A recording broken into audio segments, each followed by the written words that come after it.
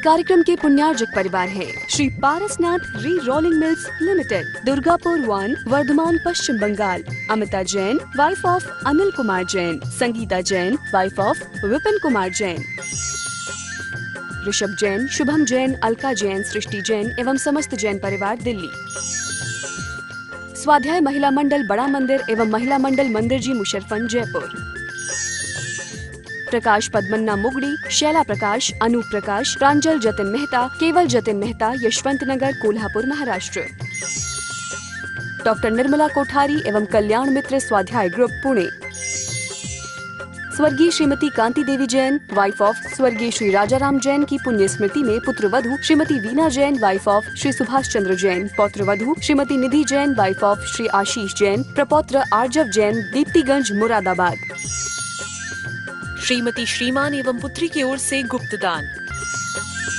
मानक चंद, कमला देवी, राकेश, नीतू, ऋषभ एवं आयुषी मुशरफ, B123, सेठी colony, Jaipur, Rajasthan. जय जिनेन्द्र।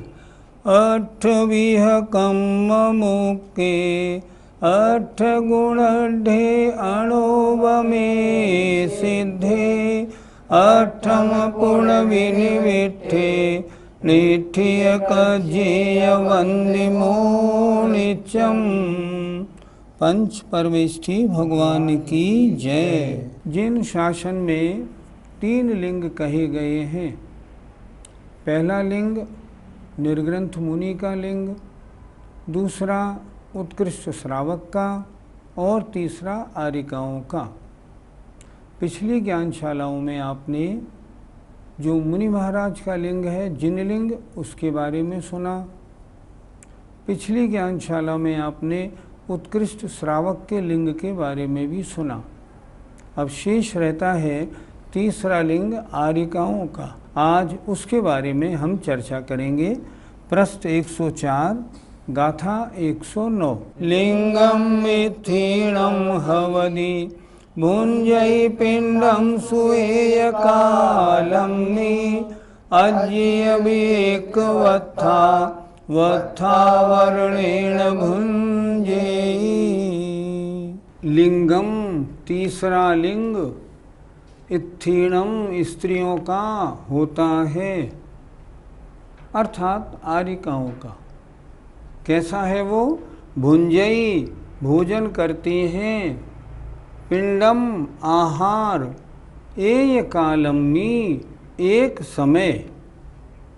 अर्थात तीसरा लिंग स्त्रियों का होता है जो एक काल माने दिन में एक बार भोजन करती हैं। और कौन होती हैं वो? अज्य आर्यिकाएँ।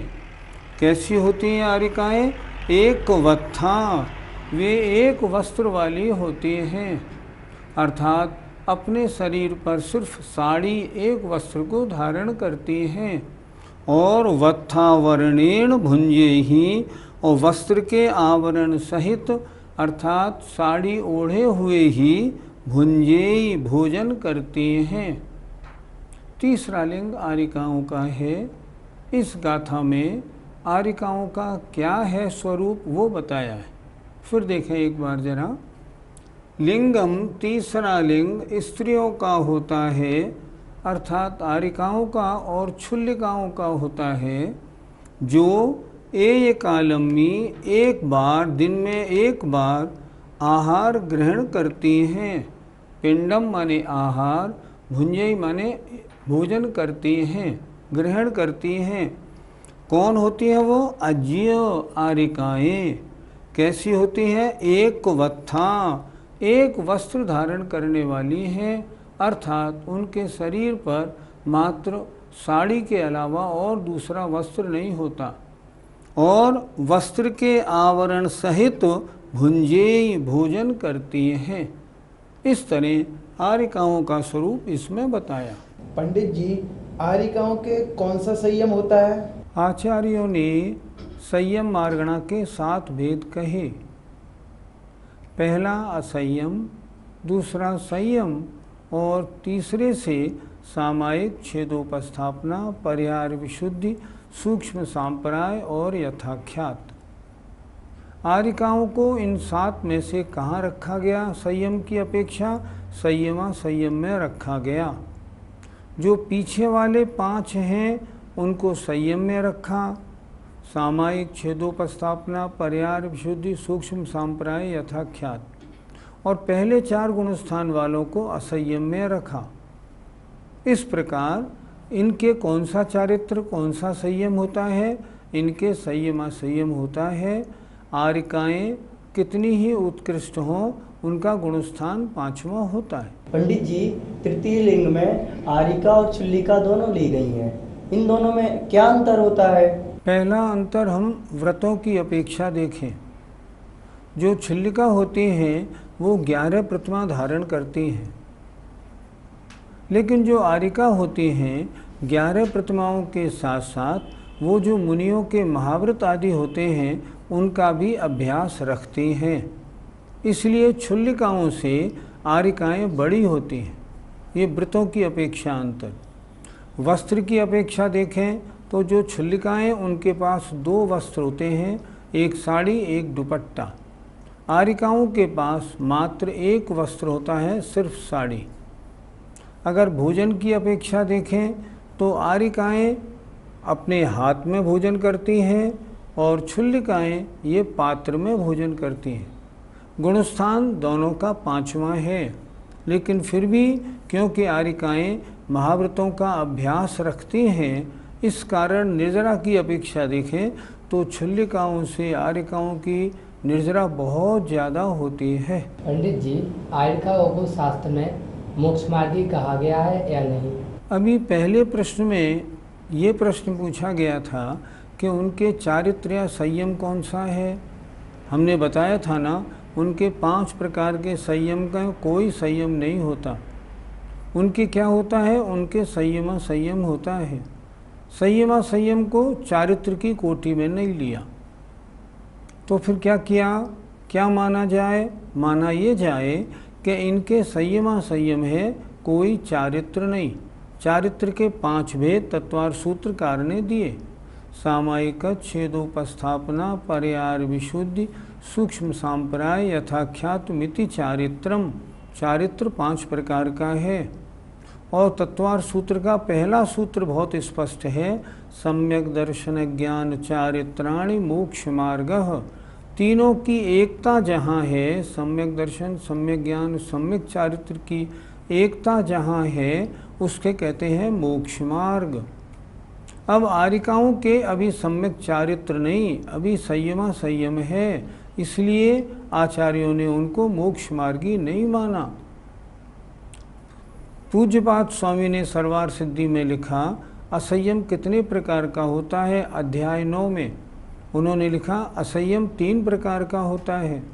एक अनंतानुबंधी के उदय से, एक अप्रत्याख्यानावरण के उदय से और एक प्रत्याख्यानावरण के उदय से। आरिकाओं के प्रत्याख्यानावरण कषाय का उदय है, तो इसलिए प्रत्याख्यानावरण कषाय के उदय से होने वाला जो असंयम है वो उनके होता है। जब ये तीनों कषायों का अनुदय हो जाए तब चारित्र प्रकट होता है। इसलिए आरिकाओं के आचार्यों ने चारित्र नहीं माना, उनका संयम माना। और संयम होने के कारण वे अभी मोक्ष मार्गी नहीं हैं। पंडित जी, फिर आरिकाओं को उपचार से महाव्रती क्यों कहा गया? आरिकाएँ उपचार से महाव्रती हैं। उपचार माने जो हो तो नहीं पर कहना। उपचार शब्द ये बता रहा है आरिकाएँ महाव्रती नहीं हैं, पर महाव्रती जैसा आचरण करने वाली होने के कारण उपचार से महाव्रती हैं। आरिकाएँ महाव्रती नहीं, इसीलिए तो उपचार शब्द लगा दिया गया। वे क्या करती हैं? वे अपनी जैसी उनकी परिस्थिति, जैसी उनकी शरीर की स्थिति है, उसके अनुसार महाव्रतों का पालन करती हैं। इसलिए एलकों से आरिकाएँ बड़ी हैं। एलक महाराज अपनी शारीरिक परिस्थिति पुरुष हैं, इसलिए उन्हें मुनि बनने से रुकावट नहीं। फिर भी वो अभी 11 प्रतिमाओं का पालन करते हैं। लेकिन आरिकाएँ चाहती तो हैं मुनि बन जाएं, लेकिन मुनि कैसे बने? उनको अपनी शारीरिक परिस्थितियाँ अब उनके द्वारा उनकी अनुमति नहीं है उन्हें बनने की, इसलिए वो नहीं बन पाती। लेकिन निरंतर भाव भी रखती हैं और अपनी शक्ति और परिस्थिति के अनुसार महाव्रतों का पालन भी करती हैं। इसलिए महाव्रती नहीं है, उपचार से महाव्रती हैं। अभी पिछले दिनों में देखने में आया, एक पंडित जी ने एक किताब निकाली, उसमें तो उन्होंने यहाँ तक लिख दिया कि आरिकाएँ साधु परमेष्ठी में गर्भित होती हैं। नहीं, ये बात किसी शास्त्र में नहीं लिखी, ये उन पंडित जी की अपनी मर्जी है। ऐसा नहीं, आरिकाएँ साधु परमेष्ठी में गर्भित नहीं होती। साधु परमेष्ठी हो और 16 हाथ की 12 हाथ की साड़ी रखें, नहीं, इसकी तो कोई बात ही नहीं बनती। उनको पंच परमेष्ठी में गर्भित तो किया ही नहीं जाता। इसीलिए आरिकाएँ 9 देवताओं में नहीं आती। हमारे द्वारा पूज्य कौन है? हमारे द्वारा पूज्य हैं 9 देवता, पंच परमेष्ठी, जिन धर्म जिनागम, जिन चैत्य और चैत्यालय। प्रश्न, क्या क्षुल्लक केलक और आरिकाएँ इनमें आती हैं? नहीं आती। तो नहीं आती तो फिर कुछ परंपरा, कुछ साधुओं में इनको अर्घ चढ़ाने, पूजा करने की परंपरा कैसे है? ये आगम सम्मत नहीं है। किसी भी शास्त्र में क्षुल्लक, एलक और आरिकाओं को अर्घ चढ़ाना, पूजा करना, पाद प्रक्षालन, परिक्रमा लगाना, आरती करना, इसकी आज्ञा नहीं। एक भी उदाहरण किसी प्रथमान युग के शास्त्र में ऐसा नहीं मिलेगा जो क्षुल्लक, एलक या आरिकाओं का पड़गाहन किया गया हो। हमने आचार्य विद्यासागर जी महाराज से एक बार प्रश्न किया, महाराज संघ में अपनी आरिकाएँ जो हैं अर्घ क्यों नहीं चढ़ाती, जबकि और तो चढ़वाती हैं? उन्होंने बहुत सुंदर उत्तर दिया। आचार्य विद्यासागर जी की चर्या का, उनके ज्ञान का क्या कहना। उन्होंने उत्तर दिया, एक भी शास्त्र में दिखा दोगे उस दिन से शुरू करा दूंगा, लेकिन एक भी शास्त्र में कुछ भी नहीं मिलता। जो आगम के उदाहरण अन्य और संघ वाले पेश करते हैं, वे अन्य और संघ वाले पेश करते हैं, वो खींचतान का है। आगम में कहीं भी नहीं लिखा कि ये महाव्रती हैं, ऐसा कहीं भी लिखा नहीं मिलता। इसीलिए उनका गुणस्थान 5वां है। अगर वो महाव्रती होती या साधु परमेष्ठी में होती तो गुणस्थान 6, 7वां हो जाता। यद्यपि आरिकाएँ परम पूज्य हैं, एलक महाराज से भी बड़ी हैं। हम एलक महाराज से तो इच्छामी करते हैं, पर इनसे तो और ऊपर उठ के हम वंदामी करते हैं।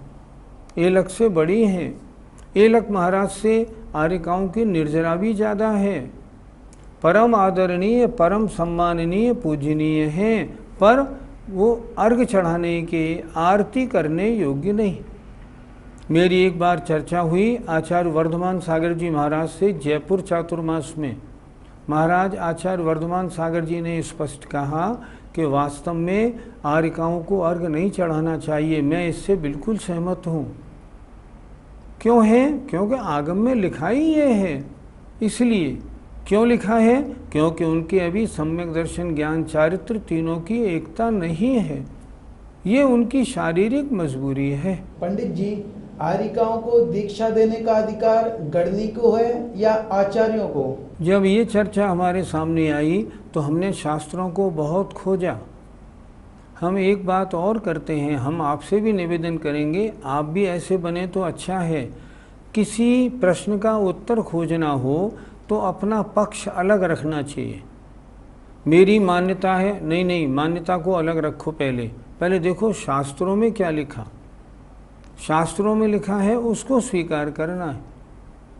जब इस बारे में अब मैंने अच्छी तरह देखा तो मैंने देखा प्रथमान युग के शास्त्रों में आरिकाओं को दीक्षा देने के उदाहरणों में गणनी आरिकाओं ने भी खूब दीक्षाएं दी हैं और आचार्यों ने भी खूब दीक्षाएं दी हैं। मेरे पास बहुत सारे प्रमाण मैंने प्रथमान युग से इकट्ठे किए जहां आचार्यों ने दीक्षा दी और गणनी आरिकाओं ने दी, वो भी बहुत प्रमाण मिले। इससे ये सिद्ध होता है आरिकाओं को दीक्षा देने का अधिकार दोनों को है, गणनी आरिका को भी और आचार्यों को भी। पंडित जी, पंचम गुण स्थान की उत्कृष्ट निर्जरा का स्वामी एलक है या आरिका? सामान्य निर्जरा की अपेक्षा अगर हम चर्चा करें तो एलक महाराज से आरिका की निर्जरा ज़्यादा होती है, लेकिन दोनों का गुणस्थान है 5वां। तो पंचम गुणस्थान की उत्कृष्ट निर्जरा का स्वामी कौन माना जाए? आरिका मानी जाए? नहीं, शास्त्रों में ऐसा नहीं लिखा। जो एलक महाराज मुनि दीक्षा ले रहे हैं और मुनि बनने जा रहे हैं, वो जब पंचम गुणस्थान से 7वें गुणस्थान में जाते हैं तो पंचम गुणस्थान के अंतिम अंतर मुहूर्त में उन एलक महाराज की सर्वोत्कृष्ट निर्जरा होती है, जो पंचम गुणस्थान की उत्कृष्ट निर्जरा है। ये स्थिति आरिकाओं की नहीं हो सकती, क्योंकि उनकी तो मुनि दीक्षा होती नहीं। तो मुनि दीक्षा के योग विशुद्ध परिणाम किनके होते हैं? एलक महाराज के। इसलिए पंचम गुणस्थान की उत्कृष्ट निर्जरा के स्वामी एलक हैं, आरिका नहीं। और सामान्यता की अपेक्षा अगर हम सामान्य से देखें तो एलक से आरिका माता जी की निर्जरा ज़्यादा होती है। प्रश्न है, आरिका माता जी को दीक्षा होती है या नहीं? इसके बारे में गाथा नंबर 110 पृष्ठ 105 देखते हैं। जय दंसणेन शुद्धा उत्तमज्ञेन साभि संयुक्ता घोरं चर्य चरितम् इति सुणपव्वया भणिया। जय, यदि आरिका के बारे में चर्चा हो रही है, दंसणेन सम्यक दर्शन से शुद्ध है, तो सा भी अर्थात तो वह आरिका भी उत्ता कही गई है, मज्ञेन संयुक्ता मोक्ष मार्ग से सहित। अर्थात यदि आरिका सम्यक दर्शन से शुद्ध हो तो वह भी उत्ता कही गई है मोक्ष मार्ग से सहित, अर्थात उसको भी मोक्ष मार्ग से सहित कहा गया है। घोरम चर्य चरितम, लेकिन अगली बात और आचार्य कुंद कुंद महाराज कह रहे हैं, घोर चारित्र का आचरण करने पर भी इत्थीसु स्त्रियों में पब्बया न भड़िया, जिन दीक्षा नहीं कही गई है। फिर एक बार देखें, यदि आरिका सम्यक दर्शन से शुद्ध है तो वह सामान्य वह भी कही गई है मोक्ष मार्ग से संयुक्त, अर्थात उसको भी कथनचित मोक्ष मार्गी कहा गया है। घोर चारित्र का आचरण करने पर भी स्त्रियों के जिन दीक्षा नहीं कही गई है। इस तरह कुंद कुंद स्वामी ने बहुत अच्छा स्पष्टीकरण आरिकाओं के बारे में किया। पंडित जी, तो फिर आरिकाओं को मोक्ष मार्ग से सहित माने या नहीं माने? अलग अलग अनुयोगों की अपेक्षा अलग अलग प्रकार का वर्णन शास्त्रों में है। जैसे देखा जाए, अगर हम करणान योग की अपेक्षा चर्चा करें तो स्त्रियों में चारित्र नहीं होता, संयम होता है। लेकिन अगर चरणान योग की अपेक्षा चर्चा करें तो उनके एक देश चारित्र है। तो करणान योग की अपेक्षा जो स्त्री या आरिका है वो मोक्ष मार्गी नहीं है, लेकिन चरणान योग की अपेक्षा क्योंकि एक देश चारित्र को धारण करती हैं, इसलिए वह कथनचित मोक्ष मार्गी भी है। इस प्रकार दो प्रकार का वर्णन है। ऐसे वर्णन यही नहीं और भी जगह पाए जाते हैं। जैसे मान लो हम चरणान योग की अपेक्षा देखें तब शुद्धोपयोग के गुणस्थान 7 से 12, और करणान योग की अपेक्षा देखें तो 11 और 12, वहाँ 10वें गुणस्थान तक शुभोपयोग है। ये अलग अलग अनुयोग की अपेक्षा वर्णन पाया जाता है। दोनों में अनुयोग की अपेक्षा वर्णन है। करणान योग सूक्ष्म और स्पष्ट वर्णन करता है, जबकि अन्य अनुयोगों में वर्णन स्थूल पाया जाता है। इस तरह से ये विवक्षा स्पष्ट समझनी चाहिए। पंडित जी, आरिकाओं की तो दीक्षा होती है, परंतु यहाँ लिखा कि आरिकाओं की दीक्षा नहीं होती है। जिन दीक्षा का मतलब होता है रंच मात्र भी परिग्रह नहीं होना, इसी पुस्तक में अब अगली ज्ञानशाला जब होगी, कल वाली ज्ञानशाला, उसमें आप स्वयं पढ़ेंगे गाथा 111 और उसमें लिखा हुआ है तिल तुष मात्र भी परिग्रह है तो जिन दीक्षा नहीं होती। स्त्रियों के तो साड़ी इतनी बड़ी है, फिर उनके दीक्षा कैसे कही जाए। इसलिए आचार्य कुंद कुंद महाराज ने लिखा वो कैसे ही चारित्र का आचरण करें फिर भी उनके जिन दीक्षा नहीं होती। क्यों कि स्त्री समस्त परिग्रह का त्याग करने में असमर्थ है। उनके जिन दीक्षा कब कही जाती, जब वो संपूर्ण परिग्रह छोड़ देती, पर वैसा नहीं है, इसलिए उनके जिन दीक्षा नहीं कही गई। पंडित जी, आयका माता जी कौन से स्वर्ग तक जा सकती हैं? जो परिग्रह सहित हैं वे 16वें स्वर्ग से ऊपर नहीं जा सकते। ग्रैवेयक, अनुदिश और अनुत्तरों में मात्र निर्ग्रंथ दिगंबर मुनि ही जा सकते हैं। ये बात दूसरी है, द्रव्यलिंगियों या भावलिंगी, भव्यों और या अभव्य, ये दूसरी बात है। लेकिन जब तक मुनि का वेश नहीं है, जब तक जिनलिंग नहीं है, तब तक 16वें स्वर्ग से ऊपर जाने का कोई विधान नहीं। अब आरिका माता जी या क्षुल्लक और एलक ये वस्त्र सहित होते हैं, इसलिए कैसे ही चरित्र का, कितना ही घोर चारित्र का पालन करें, फिर भी 16वें स्वर्ग से ऊपर जाने का इनके लिए विधान शास्त्रों में नहीं बताया गया। पंडित जी, आरिकाओं को कितना ज्ञान हो सकता है? आरिकाओं माता जी को 11 अंग तक का ज्ञान हो सकता है, ऐसा उल्लेख और प्रमाण शास्त्रों में मिलते हैं। शास्त्रों में आदि पुराण वगैरह में पढ़ने को मिलता है कि जय कुमार की जो सुलोचना थी आरिका माता जी, उनको 11 अंग का ज्ञान था। इसलिए आरिकाओं को 11 अंग तक का श्रुत ज्ञान हो सकता है। लेकिन विशेषता ये है, किसी भी शास्त्र में क्षुल्लक या एलक महाराज को अंग पूर्वों के ज्ञान का कोई वर्णन नहीं मिलता। शायद इसका कारण ये हो क्योंकि आरिकाएँ महाव्रतों का अपनी शक्ति अनुसार पालन करती हैं, इसलिए उनको अंगों के पढ़ने का अधिकार हो और क्षुल्लक एलक को ना हो, कुछ भी हो सकता है। इसका स्पष्ट उल्लेख देखने में नहीं आया। लेकिन ये बात तो स्पष्ट है कि शास्त्रों में किन्हीं भी क्षुल्लक और एलक महाराज को एक भी अंग के ज्ञान का कोई उदाहरण, कोई व्याख्या पढ़ने में नहीं आती। पंडित जी, क्या जो भी आरिका बनती हैं उनका अगले भाव में स्त्रीलिंग का छेदन हो जाता है? पहले तो हम ये समझें, स्त्रीलिंग का छेद होना इससे क्या तात्पर्य है। आचार्यों ने इस बारे में क्या लिखा? तो आचार्यों ने इस बारे में ये लिखा है, शेष संसार काल में जितना संसार काल अभी शेष बचा है उसमें वो जीव कभी भी स्त्री नहीं बनेगा, उसको कहते हैं स्त्रीलिंग का छेद होना। अर्थात स्त्रीलिंग आगे अब शेष संसार काल में स्त्री पर्याय नहीं मिलेगी, तब हम कहेंगे स्त्रीलिंग छेद कर।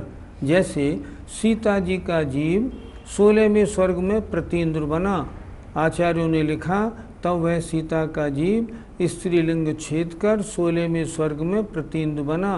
अर्थात अब वह सीता जी की जो आत्मा थी वह स्त्री पर्याय कभी धारण नहीं करेगी। अब आपका प्रश्न क्या है? आप ये कह रहे हैं कि जो आरिका बन जाती हैं क्या उनके स्त्रीलिंग का छेद हो जाता है? नहीं, ऐसा कोई नियम नहीं। ये तो खैर पंचम गुणस्थान की बात है। जो जीव 11वें गुणस्थान तक हो जाते हैं, अभी तो वो चारों गतियों में निगोद तक कहीं भी जा सकते हैं, कोई आपत्ति नहीं। इसलिए आरिकाओं के स्त्रीलिंग छेद हो जाए ऐसा कोई नियम नहीं।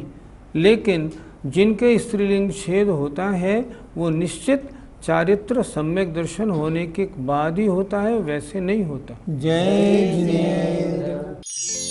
इस कार्यक्रम के पुण्यार्जक परिवार हैं Shri Parasnath re rolling mills limited, Durgapur 1, Vardhaman, Paschim Bengal. Amita Jain, wife of Anil Kumar Jain. Sangeeta Jain, wife of Vipin Kumar Jain. Rishabh Jain, Shubham Jain, Alka Jain, Srishti Jain एवं समस्त जैन परिवार, दिल्ली। स्वाध्याय महिला मंडल बड़ा मंदिर एवं महिला मंडल मंदिर जी, मुशर्रफन, जयपुर। प्रकाश पद्मन्ना मुगड़ी, शैला प्रकाश, अनूप प्रकाश, प्रांजल जतिन मेहता, केवल जतिन मेहता, यशवंत नगर, कोल्हापुर, महाराष्ट्र। डॉक्टर निर्मला कोठारी एवं कल्याण मित्र स्वाध्याय ग्रुप पुणे।